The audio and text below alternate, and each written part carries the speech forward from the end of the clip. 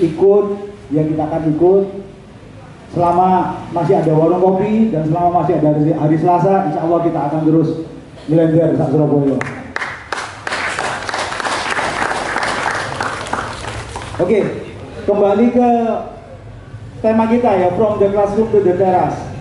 Saya tuh ingin tahu, ada yang kemarin tuh ada yang aneh sebenarnya ketika BSC membuka recruitment, open recruitment di media sosial. Ini seperti apa namanya ya, seperti ada indikasi bahwa regenerasinya tidak jalan sampai membuka open recruitment di media sosial. Tapi untuk kita bahas itu, mungkin kita kembali lagi ke apa itu bonek student class, bagaimana terbentuknya, terus hal-hal yang mendasari, latar belakang yang mendasari terbentuknya bonek student class itu seperti apa. Monggo, mungkin yang paling ganteng dulu bisa menjawab. monggo, Mas. Cek. Assalamualaikum warahmatullahi wabarakatuh. Waalaikumsalam. Salam satu nyali. Wani. Kalau untuk awal terbentuknya bonek student class, nah mungkin di sini saya sendiri bukan angkatan yang tertua. Dulu kurang lebih sekitar tahun 2015, periode 2015-16 ya. Sekitar tahun segitu saya masih kelas 12 atau kelas 3 SMA. Nah, di periode tahun segitu mungkin dulu masih aktifnya gairah supporter SMA di Surabaya.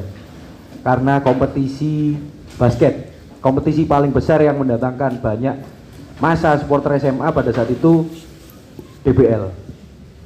Nah, periode tahun 2014-2015 sampai 16 merupakan bisa dibilang puncak ramainya kegiatan DBL, dan juga bukan hanya kegiatan basketnya saja, dan termasuk kegiatan supporter sekolahnya. Nah, seiring jalannya waktu, supporter sekolah mulai dari SMA negeri sampai SMA swasta, bahkan Surabaya Sidoarjo pun juga banyak. Tapi pada saat itu tidak ada kegiatan lain selain selain DBL, hanya DBL saja, berputar di DBL ataupun mentok di kegiatan futsal, basket. Nah, hanya bergulir di situ saja. Otomatis dengan seringnya kompetisi itu, arek ibaratnya sering kumpul. Akhirnya SMA 1 kenal dengan SMA 2, saya sendiri dari SMA 4. Di samping saya ini, ya lupa, ada Mas Revi dari dulunya alumni SMA 6, supporternya dulunya dikenal namanya Sixer. Kemudian Mas Luki dulu gabungnya waktu masih SMP. Nah, SMP pun juga ada kompetisi DBL Junior. Akhirnya kenal, saya yang dulunya aktif hanya di SMA 4, bisa kenal Revi dari SMA 6, bisa kenal dari SMA 9, semua SMA negeri, termasuk juga SMA swasta, SMK negeri, SMK swasta. Kemudian setelah kompetisi itu berakhir, kompetisinya kalau tidak salah setahun sekali, cuman hanya berlangsung beberapa bulan. Nah, setelah kompetisi tersebut selesai, tidak ada kegiatan, anak-anak tidak punya tempat, tidak ada kegiatan lagi, otomatis supporter sekolah berhenti, menunggu musim selanjutnya atau menunggu kompetisi yang lainnya. Karena kita sudah kenal satu sama lain dulu, kemudian ada kompetisi setelah DBL itu, kompetisi basket NBL. Ya, kompetisi basket NBL. Kita mau nonton bola. Sebetulnya teman-teman juga ternyata dulunya juga sering aktif di bonek dan juga sering nonton Persebaya. Dasarnya senang Persebaya semua. Karena mereka bingung mau melampiaskan kegiatannya kemana, alhamdulillah didukung dengan supporter-supporter sekolah yang bermunculan. Akhirnya bisa aktif di supporter sekolah itu. Tapi dengan tidak ada kompetisi tersebut, teman-teman bingung mau kemana lagi. Akhirnya ada kompetisi basket juga nasional NBL. Dan juga ada klub dari Surabaya, salah satu klub dari Surabaya, CLS. Nah, di kegiatan itu bertemu juga, ini masih belum terbentuk BSC, kita masih sekedar kumpul sama SMA 4, sama SMA 6, SMA 9, SMA 7. Banyaklah hampir semua SMA SMK Surabaya. Masih sekedar kumpul aja. Kemudian dengan adanya CLS, kita coba sekali dua kali nonton CLS, kita di situ bertemu dengan ada almarhum Mas Soka, ada Mas Angga Wakbreng, terus di situ juga ada Mas Dika sama Mas Bayu. Banyak kita ketemu senior-senior yang lebih tua, yang dulunya mereka juga aktif di sekolah masing-masing. Mas Bayu dari SMA 6, Mas Dika dari SMA Trimurti. Banyak mereka ternyata almarhum Mas Soka dari SMA 1. Dan ternyata beliau-beliau pun juga masih membangun koneksi dengan adik-adik kelas di sekolahnya. Akhirnya lingkaran supporter sekolah semakin besar dan kita semakin bisa kenal dengan yang lain. Akhirnya kita kumpul dengan nonton CLS lumayan sering dalam satu musim itu, sampai akhirnya terbentuk dulu Ultras CLS kalau tidak salah. Karena kita bingung mau ngapain, ya sambil dukung lihat basket, kita nongkrong, akhirnya terbentuk yang namanya Bonek Student Class. Kenapa kita bentuk Bonek Student Class? Karena kita juga lama-lama juga bosen nonton basket, karena basicnya kita sebenarnya kita nggak tahu apa-apa tentang basket. Basicnya memang kita sukanya nonton bola, cuman berhubung periode tahun 2015 masih belum ada yang bisa ditonton di Surabaya. Saat itu juga pas masih awal-awal lumayan banyak kegiatan pergerakan Save Persebaya. Nah, gerakan Save Persebaya sendiri itu merupakan kegiatan awal teman-teman BSC sendiri. Awalnya hanya kegiatan simpel sebenarnya. Teman-teman yang sudah terbentuk, sudah kenal satu sama lain, awalnya kita kompak bikin spanduk tulisan Save Persebaya di sekolah masing-masing.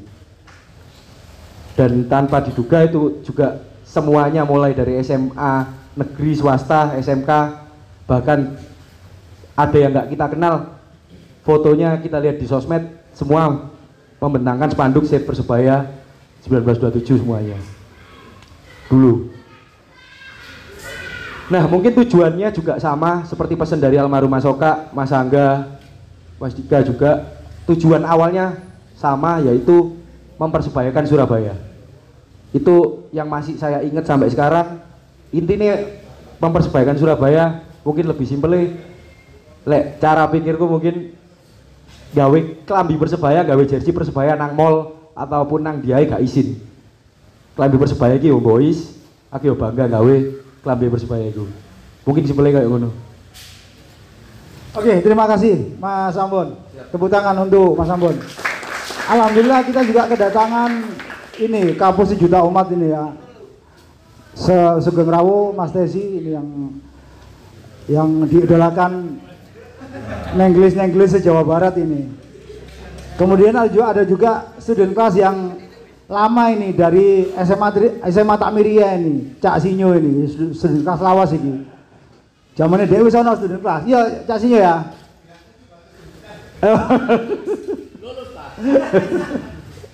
Oke, matur mungkin monggo Mas. Wah, ini kita kedatangan salah seorang bibit unggul yang semoga kedepannya bagus ini. Jenengan di mana sekarang, Mas? Saya sebetulnya ya. Sekarang saya bidang di jurnalistik. Jurnalistik, oke, iya, siap. Siap. Monggo dijelaskan menurut kacamata jenengan bagaimana terima kasih. PSG dulu itu. Assalamualaikum warahmatullahi wabarakatuh. Waalaikumsalam warahmatullahi wabarakatuh. Selamat malam, salam sejahtera. Salam satu nyali. Wani. Waktu itu perjuangan untuk akhirnya mendukung Persebaya bisa dikatakan masuk dalam era yang cukup sulit ya kan. Karena artinya teman-teman di sini memiliki sebuah keterbatasan karena kami masih tergolong status sebagai pelajar. Nah, karena berangkatnya karena memang kita itu menyukai dunia sepak bola dan juga dunia supporter, akhirnya dari beberapa waktu kita agaknya terpotong sebuah generasi yang agak jauh begitu ya. Ketika dulu waktu itu kita masuk dalam era di mana di Gelora 10 November dan akhirnya liga terhenti dan terus akhirnya dilanjutkan di GPT pada tahun 2011 sampai 2012. Akhirnya kita kesulitan bagaimana akhirnya teman-teman kecondongan untuk akhirnya melihat kiblat supporter yang ada di Indonesia.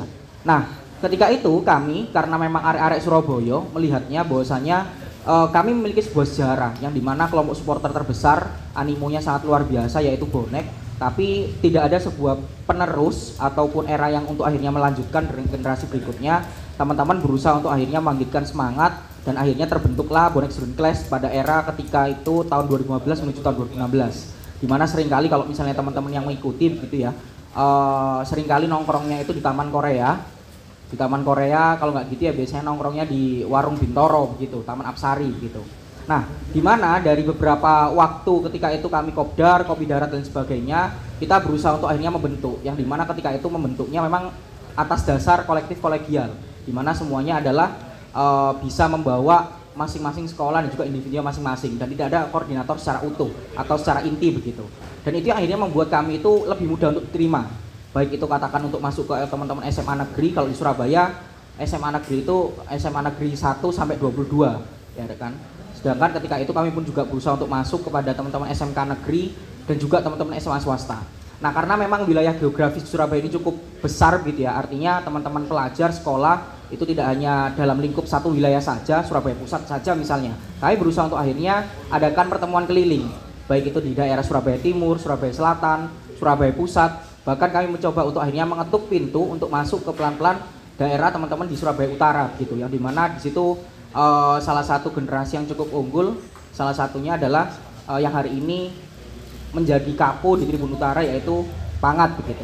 Nah, kebetulan ketika itu kami pun juga seringkali melakukan sebuah alat-alat perjuangan, mulai dari CEN yang dimana kita kembalikan semangat arek Surabayaan, yang dimana ketika itu kalau misalnya kita melihat kiblat ya, salah satunya kita banyak belajarnya atau melihatnya adalah supporter-supporter di luar Surabaya.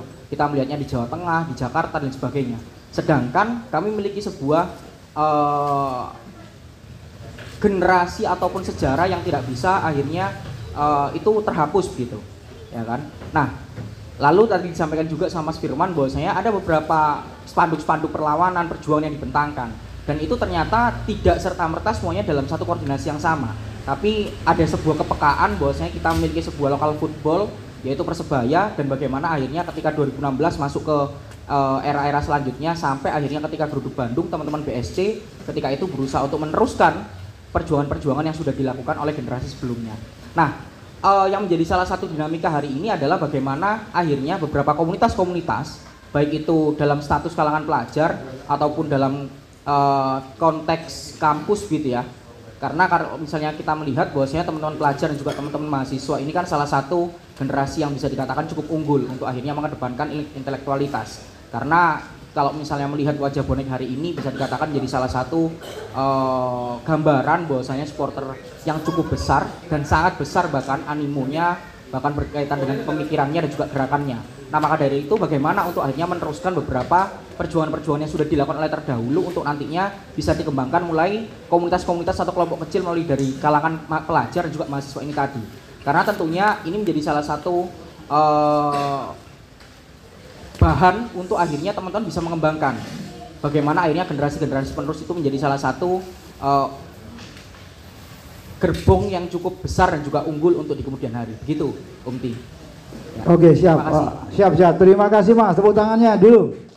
Penjelasan sangat runut dan sangat terperinci. Ini menggambarkan apa namanya, siapa orang yang berbicara di baliknya. Oh ya, nun sewu sebagai arek lupa iki gak ngerti ya kolektif kolegial iki apa Mas? Coba sampean terang bahasa Indonesia Mas. Jadi Sebetulnya kalau arti ya Mas ya, kalau definisi ngoten. Kalau kolektif kolegial itu ya kebersamaan aja begitu. Artinya semuanya itu memiliki sebuah sudut pandang yang sama dan mereka itu tidak terkunci pada salah satu orang yang ditokohkan gitu. Itu sih, Om Ti. Siap, berarti kebersamaan ya. Oke. Berarti seperti apa ya? Brotherhood gitu ya, seperti ya. Oke, mungkin selanjutnya. Monggo.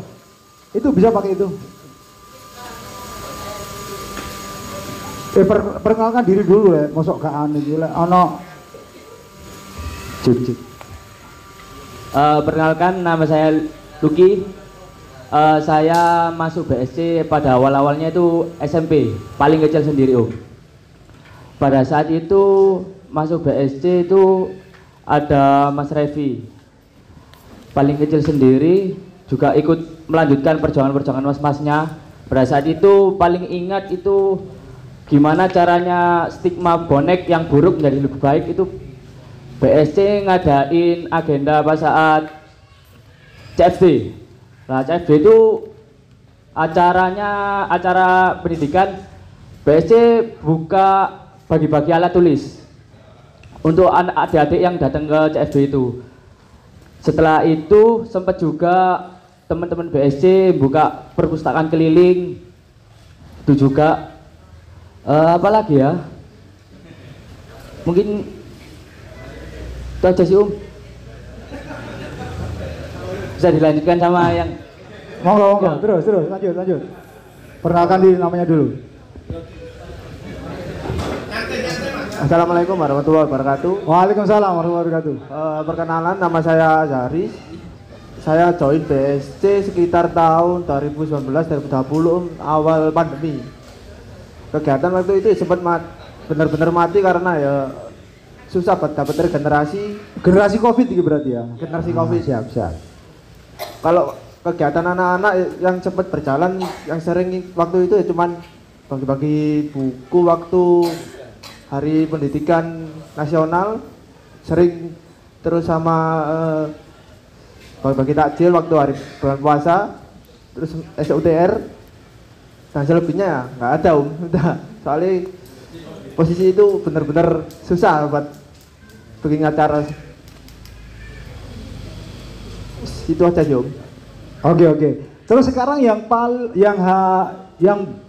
bertanggung jawab untuk regenerasi ini angkatannya siapa? Dan kenapa sampai harus membuka open recruitment di media sosial? Apakah regenerasi dari sekolah ke adik-adik kelasnya itu tidak jalan atau seperti apa? Mungkin bisa dijelaskan.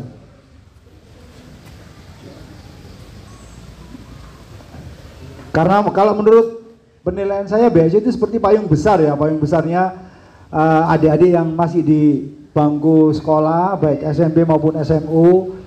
Jadi saya yakin tiap-tiap sekolah itu punya masa sendiri-sendiri, punya generasi-generasi berikutnya yang bisa lah untuk dijadikan penerus. Jadi mungkin ketika ada open recruitment itu seperti loh, iya apa berarti nang sekolah di Dewi tidak jalan. Mungkin seperti itu pertanyaannya. Monggo.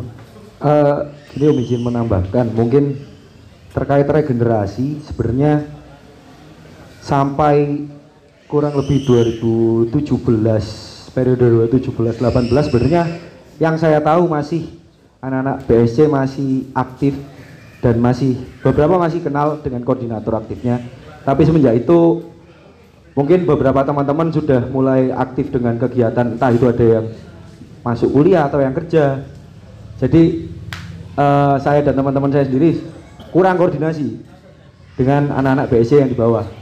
Mungkin kalau ditarik lagi ke belakang, kenapa kok dulu tanpa perlu ada open recruitment masih tetap aktif dan masih tetap banyak? Kalau tidak salah dulu itu di BSC kegiatannya sangat aktif dan variatif. Meskipun dulu bisa dikatakan nggak ada kegiatan sepak bola, nggak ada pertandingan. Kegiatan awal dulu di Car Free Day sekedar kita membentangkan kain putih dan mengumpulkan tanda tangan. Tujuannya ini loh, anak-anak sekolah masih aktif dan masih peduli terhadap kondisi sepak bola di Surabaya.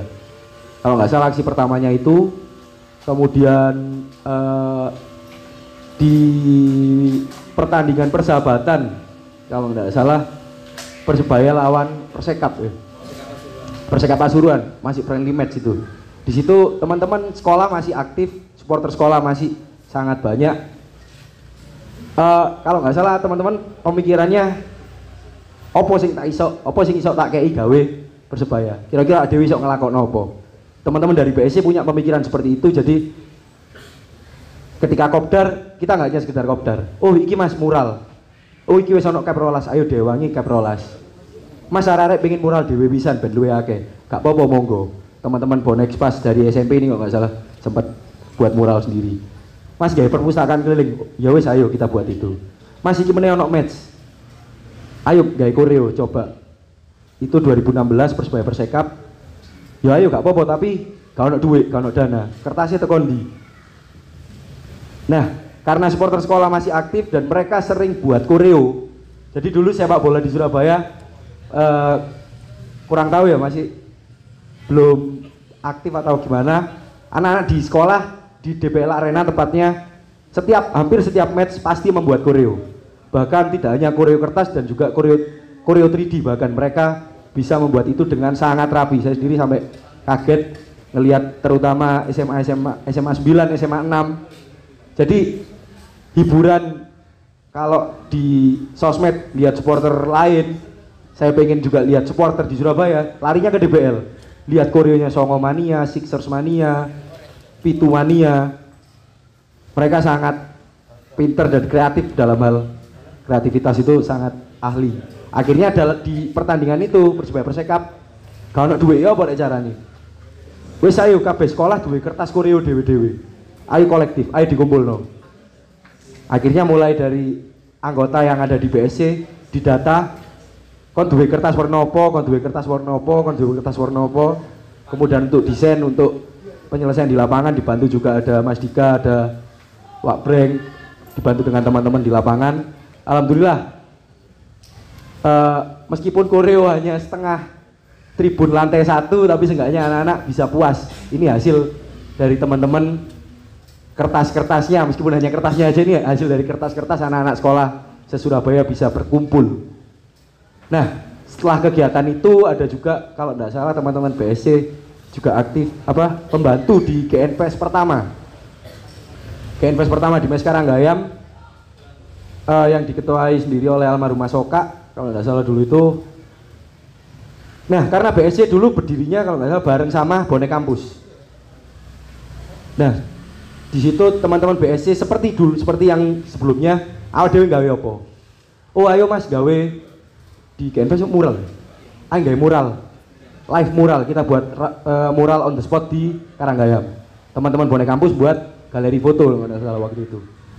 Nah, berlanjut kegiatan selanjutnya, mungkin hal itu sendiri yang saya tanyakan waktu kopdar terakhir BSC kemarin di Bambu Runcing.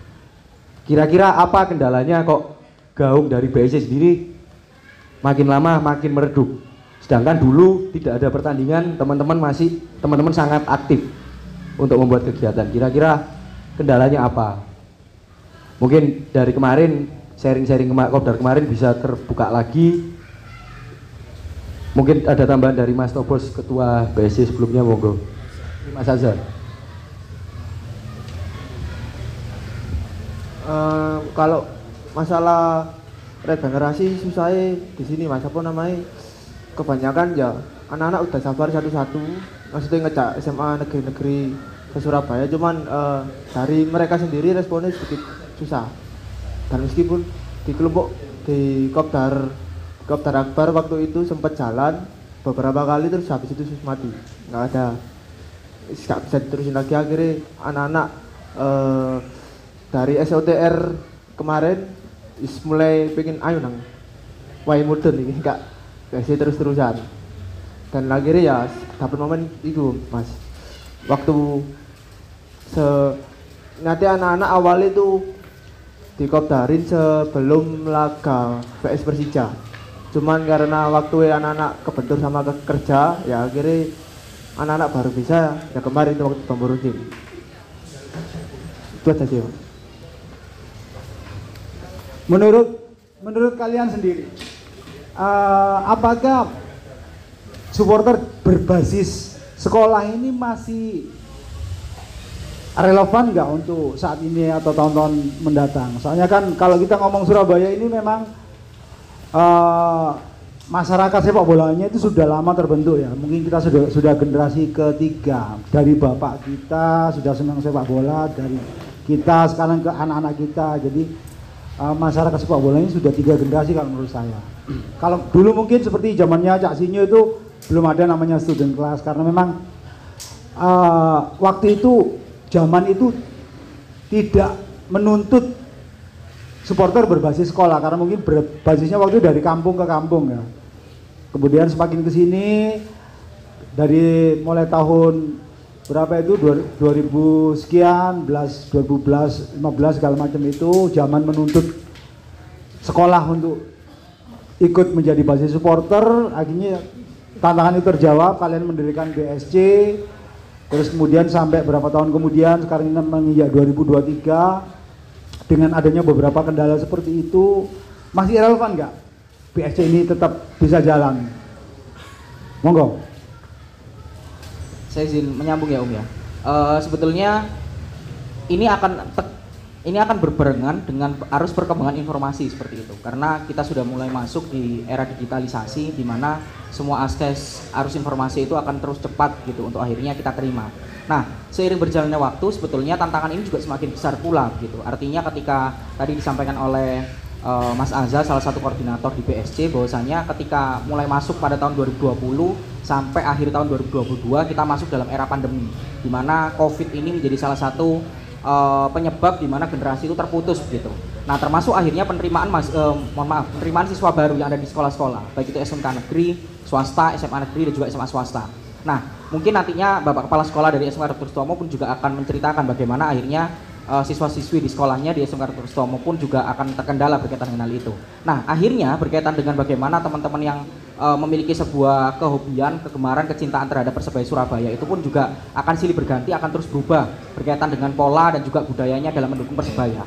Nah, menurut saya sebetulnya dinamika tantangan yang ada di depan ini menjadi salah satu hal yang perlu dijawab oleh teman-teman hari ini begitu. Karena kalau misalnya teman-teman hari ini jadi pelaku, baik itu di supporter SMA sekolah, SMK dan sebagainya, bahkan teman-teman yang hari ini aktif di BSC, bagaimana akhirnya mampu untuk berusaha untuk mensosialisasikan gerakan mempersebayakan Surabaya, ya kan? Karena ketika itu selain akhirnya visi berkaitan dengan mempersebayakan Surabaya, kita memiliki moto juga di mana dari bangku sekolah kita tidak melupakan sejarah gitu, ya kan? Nah, artinya sejarah ini jangan sampai terputus gitu, ya kan? Nah, artinya bagaimana arus informasi ini harus segera diluaskan dan juga dikembangkan, bagaimana akhirnya teman-teman memiliki sebuah sense of belonging, rasa saling memiliki terhadap Persebaya itu sendiri. Nah, terlepas nanti berkaitan dengan bagaimana untuk akhirnya mengimplementasikan kecintaan terhadap Persebaya Surabaya itu memiliki sebuah gaya perilaku masing-masing, ya kan? Dimana ketika itu kami dari BSC tidak memiliki sebuah arahan secara khusus begitu berkaitan dengan bagaimana mereka menempati suatu tribun di dalam stadion. Tapi mungkin seiring berjalannya waktu mereka akhirnya memiliki sebuah pandangan, ya kan, memiliki sebuah keinginan untuk akhirnya menempati salah satu tribun, dan itu kami bebaskan. Tapi ketika akhirnya dalam satu lingkup organisasi BSC, teman-teman akhirnya memiliki sebuah rasa kecintaan yang sama untuk Persebaya, tapi wadahnya adalah melalui BSC itu sendiri, ya kan. Maka dari itu kenapa kok akhirnya agenda Car Free Day, terus ada bagi alat tulis, ya kan, terus lalu ada perpustakaan keliling gitu. Perpustakaan keliling itu akhirnya dilakukan begitu, dan itu semuanya adalah sifatnya gotong royong semuanya. Begitu sih, Om. Siap. Kembali ke masalah Ultras CLS tadi ya, itu rata-rata waktu itu kalian masih sekolah atau sudah lulus itu? Kebetulan waktu itu saya sama Mas Aditya Firman itu juga aktif ya di Ultras CLS, namanya Hero 6, Hero 6 begitu. Iya. Nah, supporter ini kan pemain ke-6 gitu ya kalau basket, ya kan. Kebetulan waktu itu 2014 menuju 15, saya kebetulan adik kelasnya Aditya Firman. Waktu itu Mas Adit kelas 12, saya kelas 11. Dimana ketika itu away sempat juga ke Jogja, ke UNY, ya kan. Dan ketika itu ya masih sekolah. Itu. Berarti ceritanya bolos sih dia? Ya ada yang bolos, waduh, ada yang salah aja. Ya, ada yang bolos, ada yang memang kebetulan weekend gitu. Siap. Oke, sebagai informasi, sepengetahuan saya, ketika kalian tadi bilang bersamaan waktunya dengan lahirnya bonek kampus itu mungkin bonek kampus yang apa ya, bonek kampus apa aja tadi yang bersama dengan Binyum, bonek kampus secara keseluruhan ya. Oke, sepengetahuan saya itu sebelum adanya bonek kampus ini pernah ada dulu dan masih eksis sekarang itu Airborne, Airlangga Bonek, kemudian ada Boners, Bonek University, UPN, terus juga ada lagi Boka, ITS, itu tiga generasi yang saya pikir tuh lahir lebih dulu daripada yang Bonek kampus yang secara keseluruhan itu. Tapi di antara tiga itu tadi juga sebenarnya ada lagi yang lebih tua, itu namanya BOMA, Bonek Mahasiswa. Bonek Mahasiswa itu dulu dari WM, afiliasinya ke GF27. Itu apa, sudah ada BOMA. Jadi itu sekelumit informasi dari saya. Oke, mungkin kita bisa sharing ini ke rekan-rekan yang lainnya, atau mungkin ini karena kita di Smackdown ya, mungkin Pak Jul bisa memberikan sedikit ulasan atau gambaran tentang bagaimana teman-teman di Smackdown ini membagi waktunya untuk masa depan dengan fokus belajar dan juga bisa menyalurkan hobinya sebagai pendukung Persebaya. Monggo Pak Jun. Terima kasih. Assalamualaikum warahmatullahi wabarakatuh. Waalaikumsalam warahmatullahi wabarakatuh. Ya, kalau di Smackdown biasa sudah sebagai pembina juga ya, kepala sekolah juga pembina anak-anak. Yang bonek karena saya sendiri juga bonek, senang nonton bola. Jadi kalau di Smackdown ini aturannya boleh nonton bola tapi harus izin, nggak bolos, izin. Jadi ngasih surat izin, jadi nggak di A, di rapotnya atau di absensi nggak di A tapi izin. Saya izinkan, jadi bukan bolos. Karena ini pengalaman saya sendiri, dulu SMA 2 nonton tahun 90 ke Solo, itu tetap sekolah, tapi sekolahnya setengah hari, istirahat cabut karena berangkat ke Solonya kan jam 10, jam 11 kan ya. Jadi kalau di sini anak-anak alhamdulillah karena saya juga peduli bola, jadi saya fasilitasi. Mungkin kalau di sekolah mas-masnya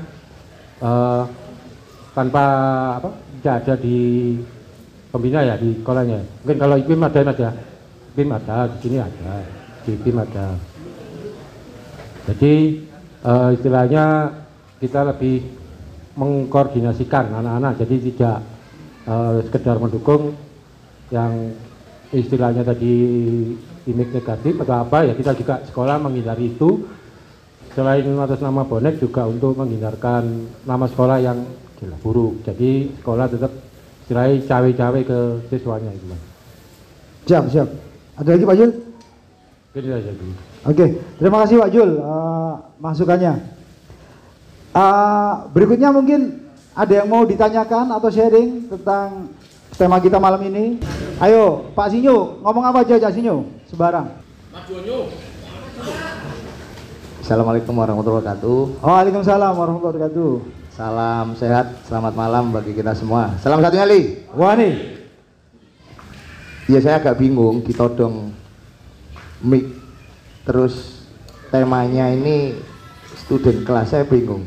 Karena di era saya masuk SMA 97, saya lulus 2000. Masih belum ada DBL dan lain-lain. Tapi di sini mungkin untuk teman-teman yang student kelas ini kita bicara tentang sebuah regenerasi di bonek aja itu. Di sebuah regenerasi di bonek itu memang harus diawali dari yang muda-muda. Saya memberikan sebuah contoh kepada diri saya sendiri. Ketika saya berdiri di tribun, terus bicara ngomong no nyanyi 2 kali 45 menit, saya ini mikir kekuatan 1 wis lemah, terus fisik itu wis lemah. Jadi tadi 4 orang ini sing tak kenal mek wong loro dak pojok-pojok iki kiri-kiri ireng-ireng iki ilmu politik e uner oleh dhek. Jadi harapannya untuk teman-teman bonek student kelas ini nantinya bisa dihidupkan kembali, digeliatkan kembali. Tujuannya cuma satu, kita membuka ruang yang sebesar mungkin untuk sebuah regenerasi buat adik-adik kita, buat anak-anak kita. Aku ngomong no anak karena anakku SMP kelas 3. Jadi emang lek ngomong no supporter iku semangat yang paling tertinggi itu kepada teman-teman yang masih sekolah. Mentoke engko nanggone sing wis mahasiswa. Engko nek wis gak dadi student class, engko wis ngomong no working class, iku wis beda maneh. Karena pola pikir wis terpecah, sing kerja ngomong nong sing anak bojo dan sebagainya. Makanya harapannya ke depan ini dari teman-teman bonek student class itu membuka sebuah ruang yang sebesar-besarnya. Bagaimana kita dengan satu tujuannya masih itu toh. Kita membuka ruang untuk regenerasi kita ke depan seperti apa. Dan kalau bonek student class ini kan juga punya sebuah komunikasi yang sangat luas kepada supporter-supporter di luar, untuk klub-klub di luar Surabaya, di luar Persebaya. Jadi koyok wingi nanggone Solo, bonek student class Solo ambek sing Surabaya iso gabung dadi siji, dan nantinya iki ngomongno silaturahmi, akhirnya silaturahmi itu bisa terjalin di antara teman-teman student class atau pelajar. Ya mungkin itu. Aku nggak sebegitu menguasai karena di era saya masih belum ada seperti itu. Era saya itu tahun 2000 ketika tahun 99 dulu itu diawali ketika masih awal berdirinya Korwil. Kalau kita bicara tentang bonek, jadi Korwil itu berdirinya tahun 99, tahun 2000, dan bersamaan dengan itu ketika di Surabaya itu ditunjuk, di Jawa Timur ditunjuk sebagai tuan rumahnya PON.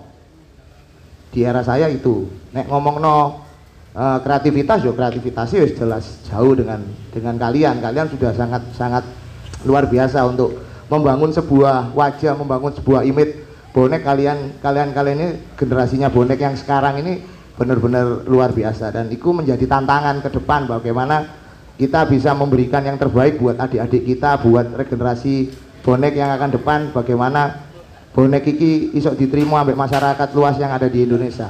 Mungkin itu. Nek ono salah saya mohon maaf. Assalamualaikum warahmatullahi wabarakatuh. Mungkin ada teman-teman yang lain. Oh ya, monggo Pak Cahyo. Kebetulan beliau ini guru bahasa di SMU IPIMS kalau nggak salah. Monggo Pak Cahyo, waktu dan tempat kami sediakan. Iya, terima kasih Cak Tulus atas waktu yang diberikan kepada saya. Sebelumnya selamat malam, salam satu nyali. Iya, terima kasih untuk mas-masnya yang berada di depan ya. Saya hanya sebenarnya sama seperti yang dibicarakan Pak Anton tadi.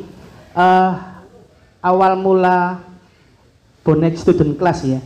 Dulu saya di IPIM masuk 2006, mengajar di SMA IPIM, terus di SMK IPIM juga di 2009. Akhirnya di situ ada sebuah pertandingan Piala Coca-Cola yang diadakan di Kodam, yang mengharuskan setiap sekolah membentuk atau dengan adanya supporter. Minimal waktu itu supporternya 50. Kalau tidak sampai 50, otomatis tidak akan bisa ikut turnamen yang ada di Piala Coca-Cola tersebut. Akhirnya saya disuruh kepala sekolah dan pembina tim sepak bola otomatis membentuk. Akhirnya terkumpul 100 waktu itu. Saya masih ingat waktu itu pada tahun 2011 di Kodam. Nah, tadi menyebutkan di sini untuk bonek student class kan berdiri antara 2014 ya, 2015 yang dimulai dari CFD, berbagi buku di perpustakaan. Memang untuk wadah ini sangat bagus, tetapi yang saya khawatirkan di sini adalah kalau misalkan sekarang regenerasinya tidak ada, otomatis nanti yang saya takutkan itu bentrokan antar kelas, antar sekolahan itu tidak bisa ditampik. Masih ada kejadian ya yang di tahun 2022 itu yang antara SMA 7 sampai ada yang meninggal ya. Jadi maksud saya gini, bagaimana kiatnya untuk bonek student class itu mengumpulkan tidak hanya dari sekolah SMA negeri dan SMA swasta. Jadi bisa dijadikan satu. Mungkin dikumpulkan per setiap sekolah itu berapa orang diketemukan. Memang tadi untuk sekolah SMA dan SMK itu sangat luas di Surabaya. Kalau SMA negeri memang sampai 22. Tetapi SMA swasta itu banyak. Begitu pula juga dengan SMK yang ada di Surabaya baik negeri maupun swasta. Jadi kiatnya bagaimana? Kalau misalkan karena saya lihat di IPIM sendiri, kebetulan saya pembinanya dari tahun 2012 itu ya, yang saya membentuk nama itu komunitasnya namanya PIMEN ya, IPIM Mania. Jadi di situ kalau misalkan terjadi bencana, otomatis menggalang dana itu hanya beberapa sekolah saja. Saya lihat ada 5 sampai 6 sekolah yang kumpul. Sedangkan yang lain kenapa kok nggak dijadikan satu? Jadi seperti itu. Biar mengantisipasi hal-hal kalau misalkan yang saya takutkan adalah geng-gengan. Sekolah ini berteman dengan sekolah ini saja. Terus SMA ini hanya dengan SMA ini saja. SMK ini juga kumpul dengan SMA ini saja. Jadi bagaimana nanti ke depannya biar jadi satu, otomatis nanti kita kembali lagi demi tujuan istilahnya cita-cita untuk bonek student class untuk Persebaya. Jadi mungkin itu saja yang bisa saya sampaikan. Sekian, terima kasih. Mungkin bisa direspon langsung oleh rekan-rekan yang di depan. Ya, karena kita juga sudah sering ketemu di kompetisi DBL, bahkan pun saya sudah lulus ataupun Mas Revi sudah lulus, masih tetap datang. Jadi ikatan alumni masih terjalin dengan adanya supporter itu, dan juga ditambah dengan ketemu senior-senior seperti ada almarhum Mas Oka, Mas Angga. Dulu sebelum ada BSC, kalau nggak salah ada yang namanya juga Surabaya Bersatu. Mungkin nanti bisa ditambahkan Mas Angga. Surabaya Bersatu. Jadi yang saya ingat ketika ada konflik antar sekolah, Surabaya Bersatu, SB turun untuk meskipun hanya sekedar menengahi atau meredam masalah tersebut. Jadi misalkan konflik antara SMA berapa dan berapa, beliau langsung turun. Kalau tidak salah dulu seringnya diajak ketemu antara dua belah pihak di Taman Apsari dulu paling sering. Dan juga terbantu dengan adanya alumni-alumni yang diajak oleh Mas Angga ataupun Mas Oka. Jadi yang berbicara tentang konflik itu ketika sudah alumni, otomatis menghindari yang namanya tawuran itu sendiri. Jadi cukup sering teman-teman dari Surabaya Bersatu dulu dihadapkan dengan tawuran-tawuran antar pelajar. Alhamdulillah bisa menghentikan, termasuk juga konflik antar sekolah atau apapun konflik itu dulu nggak salah. Bahkan satu sekolah dulu juga ada 2 supporter itu cukup sering. Dulu ada di SMA Trimurti ada Mas Dika, ada Ultras Trimurti dan Trimurtians. Karena yang menyelesaikan masalah alumninya sendiri, jadi mungkin bilang ke adik-adiknya jadi agak lebih gampang. Mungkin kurang lebih caranya seperti itu. Dan juga teman-teman dari BSC sendiri dulu sering kopdar keliling. Jadi kopdar ke cangkrukane arek SMA siji. Kemudian geser lagi ke cangkrukane arek SMA loro. Dulu almarhum Mas Oka dan Pak Breng dan teman-teman sering melakukan itu. Nah, mungkin salah satu penyebabnya kopdar keliling saat ini, pesan saya waktu kopdar di Bambu Runcing terakhir kemarin, mohon untuk diaktifkan kembali supaya bisa merangkul semuanya SMA atau SMK negeri swasta. Monggo Mas Revi. Dan juga tadi apa yang disampaikan oleh Paknya dan juga Pak Guru, sebetulnya teman-teman itu kan sudah memiliki sebuah prinsip, artinya student class, kelas pelajar gitu ya. Artinya ada beberapa agenda-agenda yang tidak bisa kita lakukan berkaitan dengan kapasitas sebagai seorang pelajar gitu. Tapi yang jelas seorang pelajar atau pemuda itu memiliki sebuah hasrat yang cukup sangat besar gitu untuk akhirnya melakukan tindakan-tindakan yang mengarah ke berlebihan ataupun tidak bisa kita ukur gitu. Nah, Artinya ketika itu memang bahkan sebelum akhirnya diceritakan oleh Mas Aditya gitu ya, 2014 ke belakang ya kan, itu juga seringkali adanya sebuah gesekan antar supporter sekolah ya kan, bahkan akhirnya ada sebuah mediator yang akhirnya turun, entah itu dari kalangan guru ataupun birokrasi yang ada di sekolah atau bahkan birokrasi yang ada di pemerintah kota.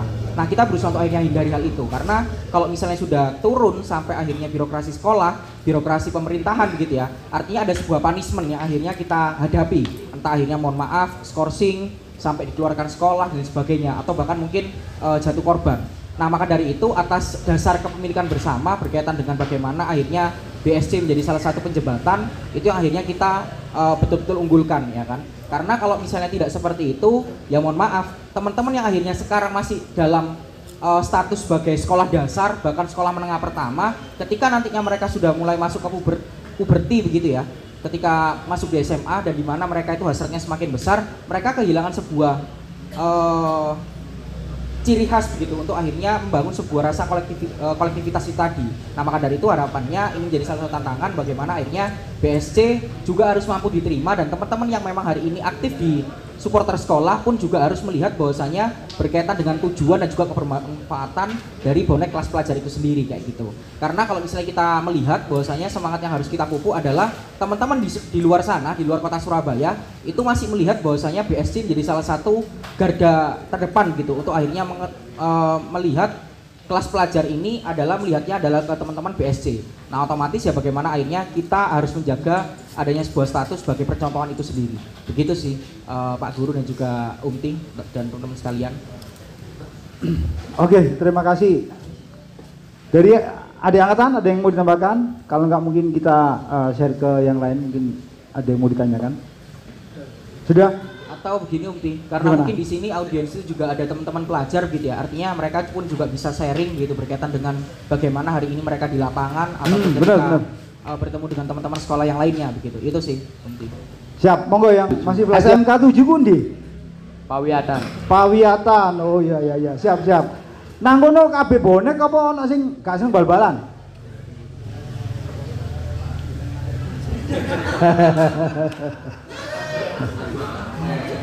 Bonek paling Pak. Bonek, oh, biasanya nonton nang di GBT. Lah yo GBT nang di. Ya mohon maaf kalau pertanyaannya kurang detail ini ya, benar. Ini dia siap. Biasanya nonton di GBT itu di dalam apa di luar? Di dalam. Di dalam. Nang tribun di gate piro? Kidul. Hah? Kidul. Tribun Kidul. Berarti tahu Cak Sinyo berarti? Tahu. Tahu, Cak Sesi tahu ya? Tahu. Untuk tiket itu kondi.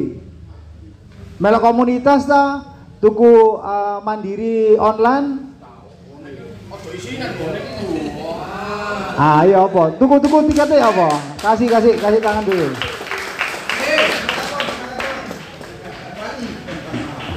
Beli tiketnya niku tiket.com. Oh, tiket.com, tetapi memilih untuk di Tribun Kidul. Oke, terima kasih.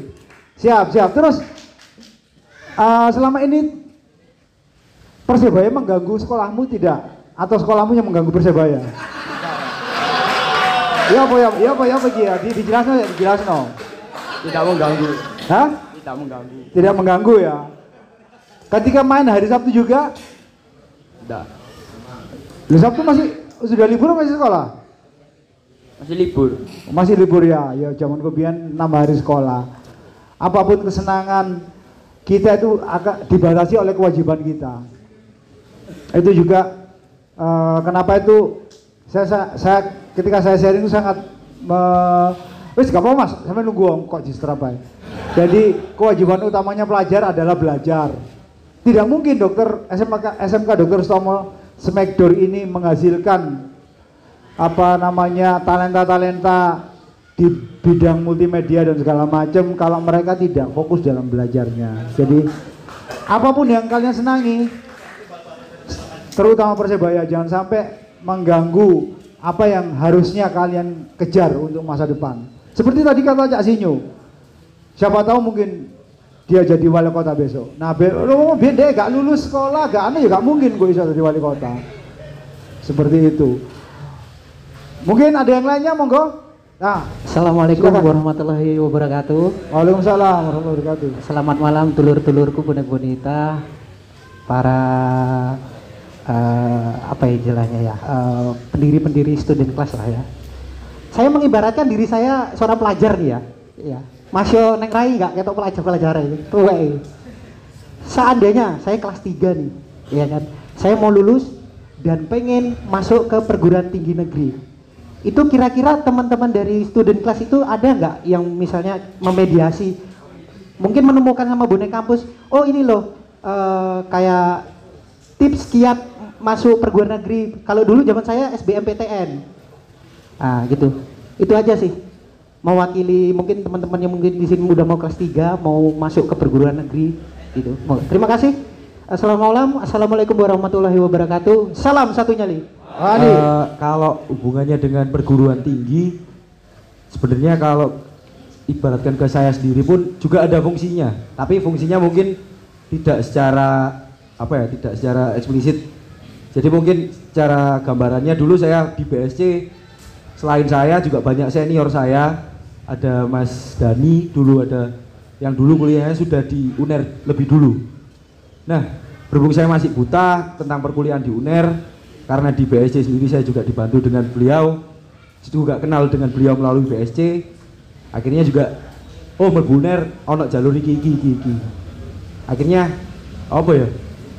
Ya karena kita kenal, karena kita diperkenalkan dan dipersatukan lewat wadah BSC itu sendiri, jadi hubungan antar alumni ke atas, antar kakak tingkat dan alumni jadi juga membawa fungsinya itu dengan sendirinya. Mungkin itu yang saya rasakan. Kalau yang lain monggo. Kayaknya perlu untuk disampaikan dari teman-teman yang saat ini gitu ya. Izin menjawab, kalau untuk saat ini nggak ada sih mas, cuman lebih tepatnya anak-anak kemarin ketemu sama bonek kampus lebih ngarah barangkali ada yang mau lanjut kuliah, misalnya kuliah di UNESA atau apapun itu, nanti ketemu sama perwakilan dari sana, nanti jelasin ya itu tadi cara Bu UNESA gue gini Bu jadi kalau di kalau menurut tips and trick ya kurang lebih seperti itu jawabannya. Terima kasih. Oh ya, ini ada kenang-kenangan dari Smackdown dari Pak Jul, tapi syaratnya harus bisa menjawab pertanyaan. Ini kuisnya tidak berlaku buat Bung Tony. Oke, jadi gini, ada 2 pertanyaan.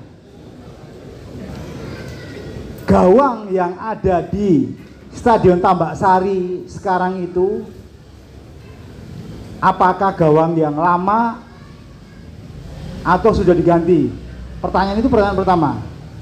Kemudian, jika gawang itu di Tambak Sari itu sudah diganti yang baru, kemanakah gawang yang lama ini berada? Monggo, yang bisa jawab akan dapat keterangan dari Smackdown. Tadi sempat ngobrol di Tor, tadi kita sama Bung Tony sempat lihat latihannya Persebaya, terus ketemu dengan legenda Persebaya Bung Koko Reynold Peters, ngobrol tentang masalah gawang. Ternyata gawang yang ada di lapangan Tor itu kan ada 2, gawang yang baru dipasang dan gawang yang dipakai untuk latihan yang bisa dipindahkan. Nah, ternyata gawang yang bisa dipindah-pindahkan itu ada gawang yang dahulunya ada di Stadion Gelora 10 November. Jadi saya sendiri juga baru tahu itu, bahwa dulu gawang yang ada di Tambak Sari itu sekarang dipindahkan di lapangan Tor. Jadi gawang itu dipindahkan mulai tahun 2009 ada di lapangan Tor. Jadi gawang tadi itu, gawang yang di lapangan Tor itu gawang saksi sejarah Persebaya, saksi sejarah juaranya kita ketika lawan Persija, saksi sejarahnya bagaimana kejadian Copa Indonesia dengan tim yang sekarang lagi bermasalah itu, dan juga saksi sejarahnya tim terbesar lainnya dari era Galatama, yaitu Niat Mitra. Mungkin itu sekedar sharing yang bisa saya infokan. Dengan berakhirnya teka-teki yang tidak terjawab ini, mungkin kita akan masuk ke sesi berikutnya. Bagaimana Smackdown ini yang kelihatannya seperti ini tapi gaungnya itu sudah sangat luar biasa. Bagaimana anak-anak usia belasan, usia SMA, SMK itu bisa menghasilkan produk yang saya rasa ini bisa bersaing dengan produk-produk sinema bikinan orang-orang yang lebih profesional. Mungkin untuk memulainya saya persilahkan Pak Jul untuk lenggah di depan, Pak Jul, monggo. Dan kami persilahkan juga rekan-rekan BSC untuk kembali ke sekolah masing-masing. Matur nuwun, tepuk tangan yang meriah. Di awal di multimedia kita membentuk tim namanya MMS Pro, jadi Multimedia Smackdown Production. Jadi itu biasanya dulu kita mendayagunakan siswa itu untuk liputan kegiatan di Smackdown sendiri, karena Smackdown sendiri setiap tahun dulu kita punya agenda konser, jadi setiap tahun kita ada konser musik dengan undang artis dari Jakarta. Jadi ada festival band, kemudian diambil 10 besar, diambil 3 besar untuk konser bersama, jadi band pembuka band-band dari Jakarta. Jadi kita untuk dokumentasi itu kita sendiri, anak-anak sendiri yang mulai. Kemudian anak-anak di sektor ini yang multimedia dulu itu memproduksi atau saya beri tugas akhir membuat film. Salah satunya buat film tentang bonek gitu ya, di syuting di Karanggayam, di Stadion Karanggayam itu. Juga pernah membuat film dokumenter tentang Geruduk Jakarta, itu juga ikut anak-anak sini. Jadi dia minta izin membawa kamera handycam, ya saya suruh bawa. Tapi kan itu untuk tugas akhir, jadi sampai Geruduk Jakarta pun anak-anak ikut untuk membuat dokumentasinya. Nah, kenal-kenal dengan sepak bola, dengan tim Liga Amatir. Akhirnya kita bentuk lagi. Kalau nama SWA TV itu Smackdown Wani TV, itu terbentuk namanya hasil obrolan dengan Mas Dimas fotografi gitu ya. Dimas itu. Jadi dinamakan SWA TV, Smackdown Wani TV, karena kita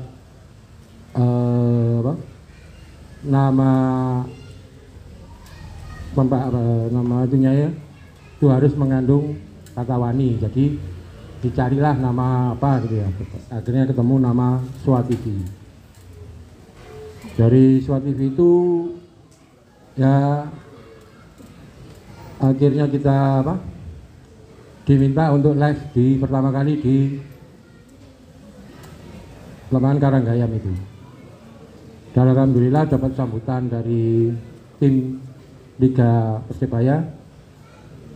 Kita juga diberi ruangan di mes Karanggayam. Itu anak-anak yang membersihkan sendiri. Dikasih ruangan jadi biar enggak angkat-angkat komputer, kamera, jadi biar gitu. Dan itu juga ada cerita horornya, tapi anak-anak ya berani aja gitu ya. Ada yang pintu yang tiba-tiba tertutup sendiri segala macam, ya itu ya. Biasa, karena kalau yang biasa di mes Karanggayam masih tahu. Nah, itu dari perkembangan itu kita diminta untuk live streaming kerjasama dengan Liga Persebaya. Akhirnya kita setiap hari ada pertandingan di Karanggayam, kita live cam. Tapi juga untuk jaga kualitas pun ini saya panggilkan, kebetulan saya jejaring ya, punya jejaring sampai Jakarta untuk melatih anak-anak ini nggak sembarangan juga, Mas. Ini saya panggilkan pegawai TV Antv itu dia dapat jabatan di kepala produksi untuk yang siaran di lapangan. Jadi diajari teknik-teknik kamera di mana, posisi di mana, ngambil seberapa itu diajari. Dia ngajari anak-anak selektor itu produser lapangan dari Antv. Jadi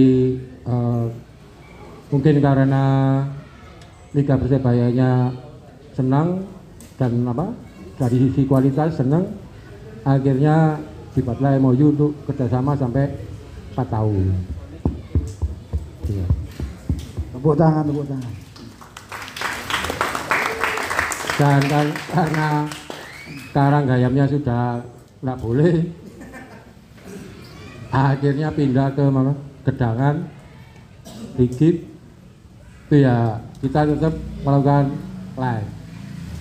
Dan anak-anak juga semangat karena jauh ya, sangat jauh itu juga semangat tetap. Yang penting kalau buat saya itu semangatnya dimanapun, anak-anak semangat pasti saya support. Kemudian kalau yang kalau dibilang prestasi yang paling menyenangkan ya itu waktu live lawan Sabta ya. Oh ya, lawan Sabta itu penonton sampai 2 juta di YouTube-nya Persebaya itu. Live dulu ya, bukan setelah tayang kemudian ditonton lagi, bukan, tapi saat live itu yang membuka YouTube di YouTube-nya official Persebaya itu 2 juta. Jadi dari situ ya istilahnya saya juga anak-anak juga kerjanya juga senang, anak-anak juga saya juga menyenangkan anak-anak. Karena apa? Anak Smackdown ya beda sama student class ya. Kalau dia kan boleh di bench di area situ, jadi minimal bisa foto sama pemain. Kalau yang lain kan nunggu susah. Kalau ini kan dekat, jak foto-foto. Nah itu sudah buat anak-anak Smackdown yang kru itu sangat menyenangkan, itu nilai tambahnya di situ. Jadi anak-anak senang. Jadi itu kalau dari sisi peralatan memang di Smackdown ini kebetulan saya sendiri suka dengan teknologi. Jadi saya mengikuti perkembangan kamera. Karena kalau di GPT itu kan kita ambil pasti kamera yang zoom jauh biar nggak pecah. Jadi kamera pun sudah standar TV, jadi broadcast, jadi sudah 4K. Jadi ngambil pemain dari misalnya dari VIP itu ya di atas sampai ke arah gawang masih bisa jelas dan tidak pecah gambar. Tapi sayangnya Persebaya sekarang nggak mau untuk yang liga ya. Kalau ada uji coba kemarin dijual ke Indosiar. Ya.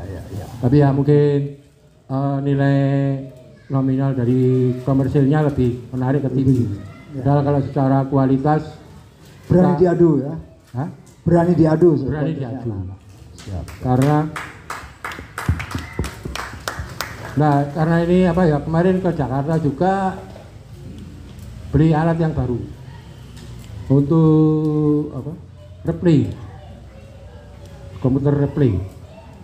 Kan itu yang diminta kemarin kan di komen-komen kok nggak ada replaynya ini. Siap. Ini sudah saya siapkan replay, komputer replay yang beli di Jakarta yang menyuplai peralatan untuk Metro TV juga. Anak-anak juga diajari tekniknya. Sayang jarang dipakai. Itu aja yang dari sisi peralatan sudah tak siapkan benar-benar. Kemudian terakhir menjawab tadi kritikan atau sekolahnya gini-gini aja, memang gimana ya, kalau saya sendiri malah seneng sekolah tepi sungai karena depan sungai. Ya benar. Sekolah tidak boleh maju karena kalau maju jegur kali. Yang boleh maju cuma hotel di Surabaya ini. Ada itu diambil namanya Hotel Kemajuan. nggak boleh maju, Smackdown kalau maju jegur kali ngarep. Benar Pak Jul. Tapi menjulang tinggi boleh. Jadi apa istilahnya saya pakai iklannya apa dulu ya, extra jos atau apa, jangan lihat bungkusnya tapi lihat isinya, gitu aja. Oh, terima kasih. Oh ya Pak Jul, ini Smackdown ini Dr. Sutomo, apa ada hubungannya dengan salah satu universitas swasta di Surabaya Pak Jul? Enggak, ini enggak ada hubungan sama Universitas Dr. Sutomo. Ini kebetulan yang sekolahan saya pribadi, secara pribadi maksudnya warisan. Jadi saya tinggal meneruskan aja karena ini punya almarhum ayah saya. Kebetulan mengambil nama Dr. Sutomo karena dekat dengan rumah sakit Dr. Sutomo. Oh iya siap. Jadi itu ya dulu dia menjawab pertanyaan publik juga. Selama ini mungkin publik sama seperti saya mungkin mengait-ngaitkan SMK ini dengan salah satu universitas swasta di Surabaya. Oke, mau lanjut Pak Jul. Jadi karena Dr. Sutomo kan bukan nama pahlawan, jadi nggak ada hak paten. Jadi ya, paham. Siapapun boleh memakai nama itu.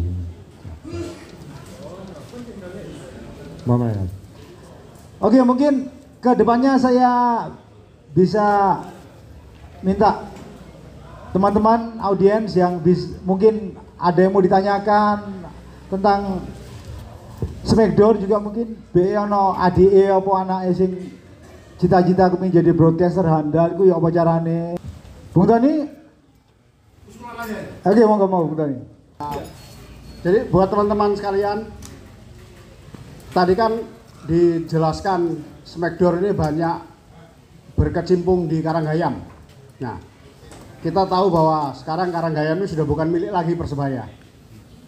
Itu menyakitkan dan menyedihkan itu pastinya. Nah, mungkin Smackdown ini punya dokumen-dokumen yang nantinya bisa dikreasikan sebagai satu film dokumenter untuk memberitahu kepada seluruh publik Surabaya bahwa lapangan ini, mes ini satu legenda yang setara dengan Persebaya, bahwa ada film yang mungkin nanti ya syukur-syukur bisa mengajak sinias-sinias Jakarta bahwa Surabaya ini punya satu ide yang bisa diangkat sebagai film tentang supporter dan sepak bola atau klub dan sejarahnya. Apa itu? Ya Persebaya dan Karanggayamnya. Nah mungkin Smackdown punya dokumen-dokumen itu yang bisa dikompilasikan untuk jadi satu film dokumenter yang nantinya itu sebagai catatan sejarah buat supporter-supporter kelak dari yang sekarang ini SMA kelas 12, yang sekarang SD dia akan masih mendapat pelajaran-pelajaran melalui film-film tadi. Karena kan faktanya di lapangan ini supporter itu lebih suka nonton yang film ketimbang membaca sejarahnya. Nah, mungkin Smackdown bisa mengakomodir itu aja. Seperti itu aja sih, Pak Yul. Terima kasih. Ya, sebetulnya ada beberapa itu kan tinggal kita buatkan aja. Dan ini kemarin tadi ngobrol sama Mas Tulus bentar tentang, karena sekarang memang film dokumenter ini sekarang lagi tren ya. Lagi tren, banyak lomba-lomba juga, jadi ini anak-anak juga saya minta untuk ke dokumenter. Kalau film drama sampai ke biskup sudah pernah, tapi kalau dokumenter ini memang treatmentnya, cara pembuatannya beda, karena kalau sekedar wawancara aja kan kurang menarik, harus ada kutip-kutip tentang dulu-dulunya. Nah, ini tadi mungkin Mas Tony minta dukungan juga. Ini tadi ngobrol sama Mas Tulus, pengen buat dokumenter tentang perdamaian bonek dengan Persis Solo. Kemarin kan nonton di sana, saya ketemu dengan Farid, wartawan Jawa sama Mas Fajar. Kan Fajar pernah ikut ya, bersama itu yang foto itu ya. Nah itu nanti kita buatkan dokumenternya biar adik-adik itu tahu bagaimana perjuangan kakak-kakaknya dulu menjalin kembali silaturahmi dengan kelompok supporter lain, mungkin nanti Solo, nanti di sama mana Lamongan, kan Lamongan dulu keras tapi akhirnya bisa. Nah, nanti kita buatkan film dokumenter. Di dokumenter yang sesuai kaidah-kaidah, bukan sekedar jurnalistik yang wawancara sekedar biasa, tapi ada footage-nya. Kalaupun tidak bisa, tidak ada itu, mungkin bisa dibuatkan kilas baliknya atau pemeran pengganti kayak ngobrol-ngobrol apa, kasih ada apa, gitu ya. Seperti itu. Siap nanti itu caranya siap nanti segera dilaksanakan. Tepuk tangan untuk Smackdown. Apa mungkin apa yang bisa disampaikan kepada kita semua buat kemajuan Persebaya mungkin atau bagi ke masyarakat keluarga besar Connect? Apa Pak Juli? Ya tetap ya kita semua kan berharap Persebaya jadi juara. Amin. Dan apa? Yang salah satunya kan di yang nyata sekarang ini kan bergerak di apa? Live streaming untuk yang usia muda. Jadi kita bergerak mencari titik-titik di situ lah untuk kelanjutan Persebaya selamanya. Dan insya Allah kalau saya pribadi sendiri pun apa ya? Karena cita-cita saya dulu itu juga pemain bola. Sempat masuk belum Pak Juli? Belum. Tapi kalau di waktu di SMA teman-teman kita apa? Dia mainin SMA. Waktu kalau SMA kan nggak ada pertandingan yang resmi kalau zaman saya, tapi tontonan. Sekarang bayar lapangan bukan uang ya, tapi bayar di sewa lapangan. Dan ini insya Allah kalau memang diberi kepercayaan sama di Persebaya, karena kita sendiri tidak punya klub, minimal jadi manajer. Kemarin juga jadi manajernya Eskopa 3-3. Tahun ini mungkin kalau sama tidak bisa saya dipercaya ingin dapat di manajer di EPA. EPA-nya waktu EPA. Amin, amin.